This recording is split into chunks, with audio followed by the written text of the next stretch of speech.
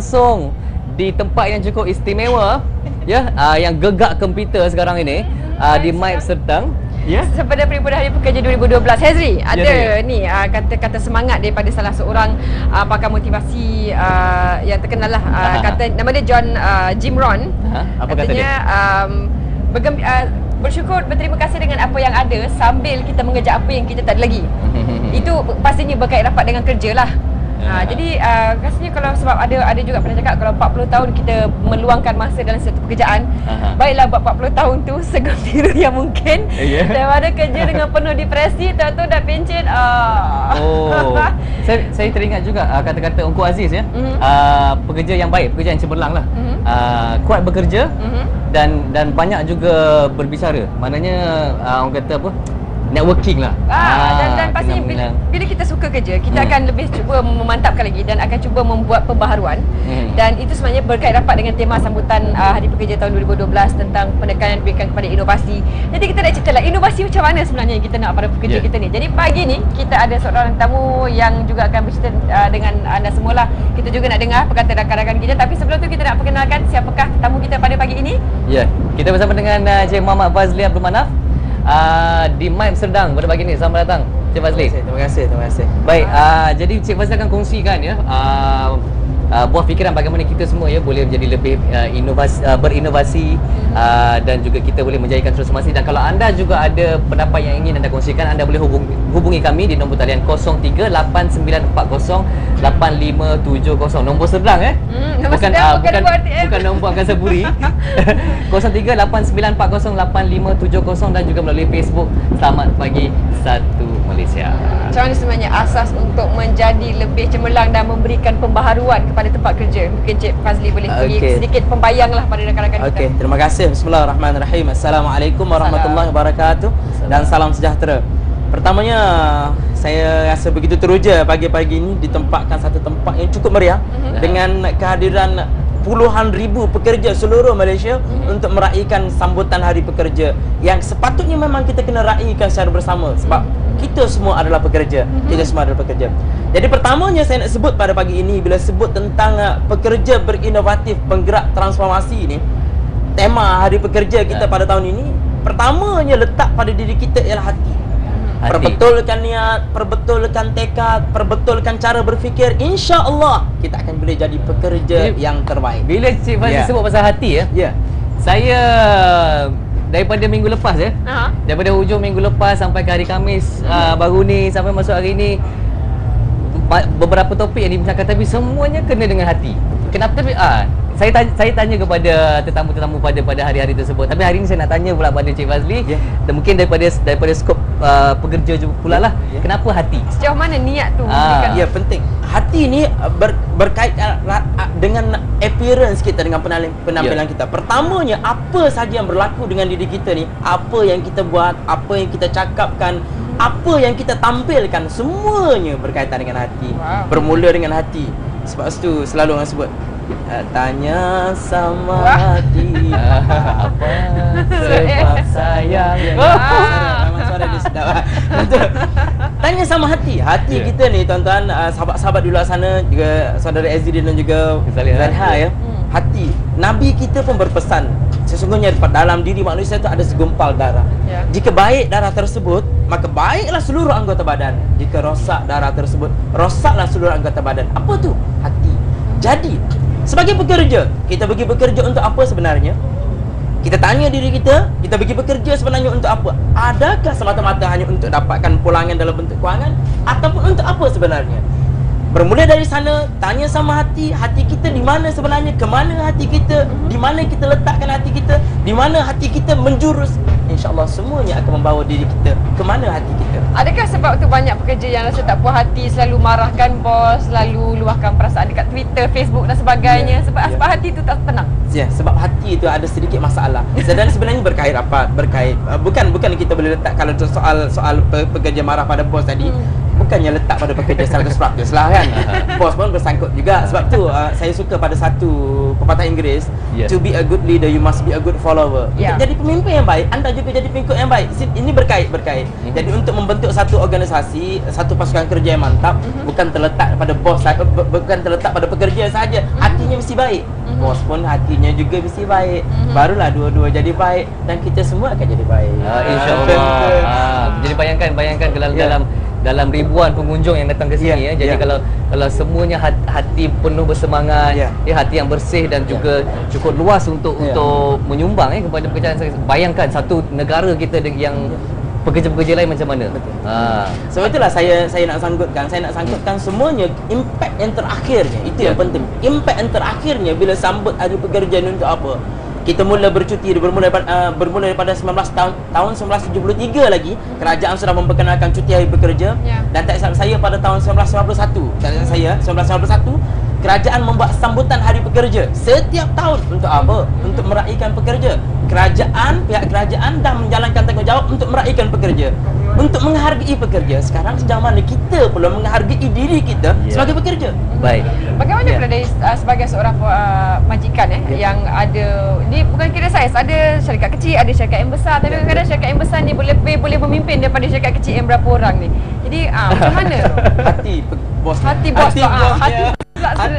pula. Jadi bersangkutan dengan ini, yang kemana kita nak bawa syarikat kita tu sebenarnya, kemana kita nak bawa organisasi kita sebenarnya. Ingat, sebagai pekerja, saya nak sebut dulu sebagai pekerja. Sebagai pekerja, kita tak akan betul dalam semua keadaan, kita juga bukan salah dalam semua keadaan. Bermakna kita boleh memberi dan kita juga boleh menerima. Sebagai bos juga, sebagai ketua juga kena terima sangat-sangat.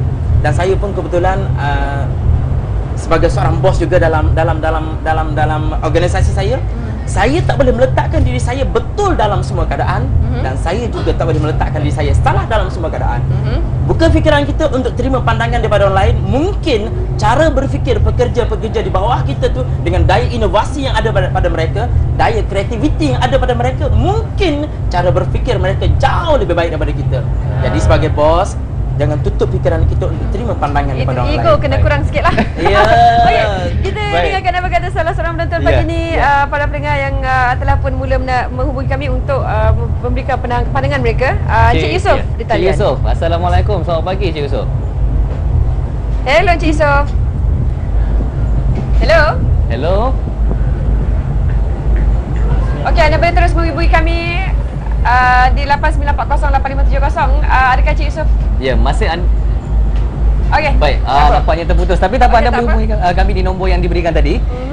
Dan kami akan teruskan perbualan di sini sambil menanti panggilan anda.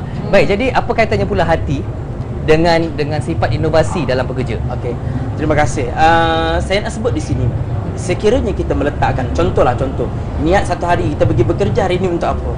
Kita datang bekerja hari ini untuk apa? Adakah kita datang hari ini semata-mata untuk dapatkan gaji? Kalau kita bekerja hanya semata-mata untuk dapatkan gaji, kita akan hanya dapat gaji saja. Kita hanya akan dapat gaji saja. Tapi kalau kita pergi bekerja, kita menilai kerja tersebut sebagai satu tanggungjawab, amanah yang akhirnya membawa kepada ibadah, kepuasan, satisfaction. Kita pergi bekerja dengan hati yang tenang, kita pergi bekerja dengan hati yang seronok, kita seronok dengan kerja kita, kita enjoy dengan kerja kita, kita bentuk satu persekitaran kerja yang seronok, menyebabkan bukan kita saja seronok, sahabat-sahabat kita seronok, rakan-rakan kita seronok, persekitaran kita seronok. Jadi pertamanya, bila kita berjaya membentuk satu suasana yang begitu, kita akan mampu bekerja untuk kepuasan diri sendiri berkaitan dengan hati, kepuasan diri sendiri. Bila dah kita puas, insya-Allah fikiran kita akan lebih bercambah. Fikiran kita akan lebih bergerak untuk membentuk satu inovasi yang baru. Mungkin kepada cara kerja kita sendiri dulu yang pertamanya, yang keduanya kepada organisasi kita, dan kesan yang terakhir yang sangat nak sebut, kesan yang terakhirnya bila kita bekerja terbaik, cara berfikir terbaik, organisasi kita terbaik, kesannya negara kita akan mempunyai sumber manusia yang terbaik. Cik Fazil cakap tentang bagaimana bos dan hati dan bagaimana bos Cik Fazil sendiri menerima pandangan daripada para pekerja, daripada yang lebih junior lah kata orang kan. Betul. Bagaimana pula ada daripada golongan-golongan junior ataupun yang lebih muda nak bagi pandangan tetapi takut ada pembaharuan yang baik untuk dibawa kepada syarikat, tapi takut untuk menyuarakan pandangan kepada bos. Okey. Jadi kita nak Saya ada beberapa tips lah. Pertama, saya ada beberapa tips. Pertamanya, kalau boleh bagi yang junior dunia ni, pertamanya sebelum pergi jumpa bos tu, ikhlaskan niat dulu. Ikhlaskan niat dulu. Pegang pergi jumpa bos tu dengan niat nak kritik. Kalau kita pergi dengan niat yang kritik, hati kita tak betul, sebenarnya terpancar pada wajah dan kata-kata. Itu yang masalah. Sebab bila kita niat tak betul, bos pun menerima dengan keadaan tak betul. Pertama, niat. Aku hari ni nak pergi jumpa bos, aku nak bagi satu pandangan yang terbaik untuk kebaikan syarikat aku. Pertama, niatkan betul. Yang kedua, niat pandangan membina untuk kebaikan. lah. Bukan untuk mengkritik. Ya, betul. Yang keduanya, pergi tu bacalah doa-doa sikit. Ya, lembutkan hati bos tu. Ya Allah, lembutkanlah hati bos aku hari ni. Contohlah kan. Dan yang ketiga tu, sebelum bergerak tu senyum dulu. Senyum dulu. Sebelum bergerak pergi jumpa bos, senyum dulu. Takut nanti bila kita pergi jumpa bos dalam keadaan kita serius. Ya, salah. Saya nak bagi pandangan macam ni. Bos mana nak terima, betul tak? Betul tak? Betul tak? Betul. Kalau so, bos pun manusia juga. Manusia sebagai bos juga. sekarang ni. Saya bos. Okey, baik. Saya sebagai pekerja. Bos, saya nak bagi satu pandangan hari ni, bos. Agak-agak bos akan terima tak? Oh, saya sibuk lah. Bos, saya banyak hal ni nantilah. Kemudianlah. Sebab apa Cik Fazli? Sebab apa? Sebab kita ada pemanggil di talian sekarang. Saya Suraya dari Perak. Okey, Suraya. Hello Suraya. Hello, ya. Assalamualaikum. Salam, ya. Ya, silakan teruskan. Ni saya nak tanya ni, macam mana kalau pekerja bawahan yang ada ego lebih Oh, baik. Baik. Terima kasih Suraya. Sama. Pekerja bawahan yang ego. Tadi kita cerita pasal bos. Bos tu katalah bos, pekerja pula ego lah. Suraya, terima kasih. Saya suka lagu tu. Suraya. Okey. Pertama kita sentuh dulu yang pasal bos tadi. Nak jawab soalan tak habis kan? Ya. Jadi betulkan niat tadi, bila dah jumpa bos dengan cara yang baik. Bos, saya ada satu pandangan. Kalau boleh jumpa one to one.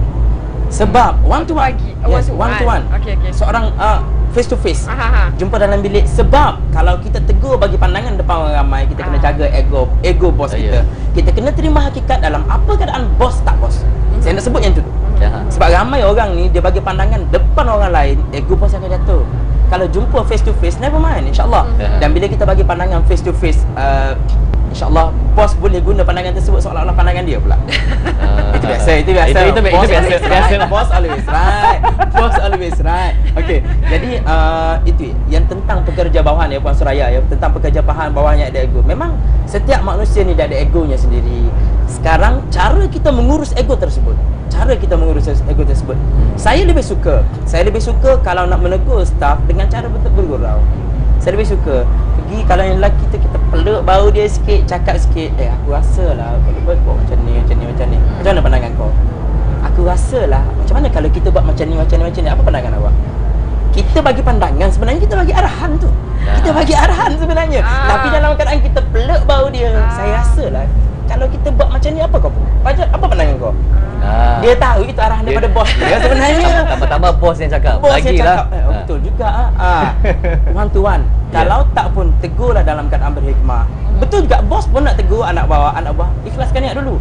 Jangan pergi, kau ni apa hal? Aku dah cakap banyak kali tak dengar ni. Kau tahu tak aku ni garang? Takkan ke mana?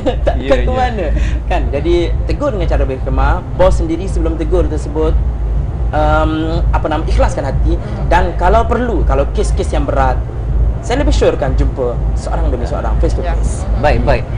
Cik Fazli pun dah banyak bersama dengan pekerja-pekerja lah. Ya, betul. Syarikat-syarikat daripada sektor awam maupun swasta. Jadi dalam keadaan kita sekarang ni, yang mana saya pendapat saya lah, kita tengok tahap pekerja kita pun dah meningkat. Betul. Prestasi pun dah meningkat. Dan negara kita pun dah alhamdulillah semakin maju. Tapi apa lagi mungkin yang boleh diperhalusi, boleh lagi diperbaiki di kalangan pekerja-pekerja di Malaysia ni, supaya kita, apa yang ada kita sekarang ni, kita lagi maju, kita lagi terhadapan. Soalan yang cukup bagus. Mungkin satu hari nanti boleh jadi ahli panel pula. Amin, insyaAllah. Okey, saya nak sebut hari ni, saya sangat tertarik tentang persoalan tersebut sebab kita sekarang ni bergerak ke negara maju, insyaAllah pada tahun 2020. Pertama, kita juga bergerak kepada negara yang berekonomi berimpak tinggi, negara berprestasi tinggi, pekerja berprestasi tinggi. Macam mana kita nak buat perkara itu jadi realiti? Pertama saya nak sebut ialah berbalik kepada hati dan juga fikiran. Fikir secara positif. Kita sebagai pekerja, pergi bekerja untuk apa? Saya nak sebut lagi sekali. Kalau semata-mata pergi bekerja hanya untuk dapatkan gaji, kita hanya akan dapat gaji. Jangan marah kalau orang lain pergi ke depan, kita masih lagi berada di belakang. Sebab nak dapat gaji. Fikir secara positif. Pertama, fikir secara positif. Dan bila fikir secara positif, cuba buat apa pun amanah, apa pun tugas yang diberikan kepada kita, buat yang terbaik. Ingat, dunia sekarang dunia persaingan. Kalau kita tak nak ubah diri kita, kalau kita tak nak ubah cara berfikir kita, kalau kita tak nak ubah sikap kita, orang lain akan ke depan, kita di belakang. Right. Itu hakikat. Itu hakikat. Dunia sekarang dunia persaingan. Life is a competition. Itu yang pertama. Yang keduanya, selalu disebut think out of the box. Berfikir di luar kotak. Berfikir luar biasa sedikit. Kita semua bijak. Kita semua pandai. Tinggal lagi kita guna tetap kepandaian Tuhan bagi kepada kita untuk berfikir ke arah pembaharuan. Dan yang ketiga, saya nak sebut pandangan daripada yang amat berhormat Perdana Menteri. Kita sekarang tak boleh berfikir secara lokal sahaja. Kita kena berfikir ke peringkat global. Global ini dalam masa yang sama kita berfikir di peringkat global, tapi dalam masa yang sama jangan lupa kita di mana. Kita di mana. Supaya asas kita ke mana kita pergi kita takkan hilang. InsyaAllah. Itu tiga yang diberikan oleh Encik Fazli, dan jangan lupa fikir sebelum pergi kerja. Kita fikir jadi untuk apa sebenarnya? Terima kasih Encik Fazli, dan kita harapkan semua hari pekerja untuk hari ini kita sama meriahkan, dan juga jangan lupa ikuti sebentar lagi perasmian yang akan juga disiarkan secara langsung dari TV1. Nah, lebih kurang dalam pukul 10 pagi nanti akan kami pertontonkan untuk anda semua. Ya, kerana walaupun ada 13,000 yang ada di sini, masih ramai lagi jutaan pekerja-pekerja yang berada di seluruh negara. Khas untuk anda semua, sama-sama kita hayati amanat khas yang disampaikan oleh Yang Amat Berhormat Perdana Menteri dalam siaran langsung nanti. Tapi jangan lupa esok kita juga akan terus untuk Selamat Pagi Satu Malaysia pagi Ahad. Jadi kita nak tengok apa antara yang menarik esok. Dan jangan lupa sambutan Hari Guru, sambutan Hari Ibu, sambutan Hari Pekerja. Terima kasih kepada guru dan juga ibu-ibu dan semua para pekerja. Dan kita jumpa lagi esok. Kita tengok apa yang menarik dalam Selamat Pagi Satu Malaysia. Dan selepas itu bersama khas daripada OAG, lagu Di Bawah Satu Tanah Air. Assalamualaikum, salam satu Malaysia.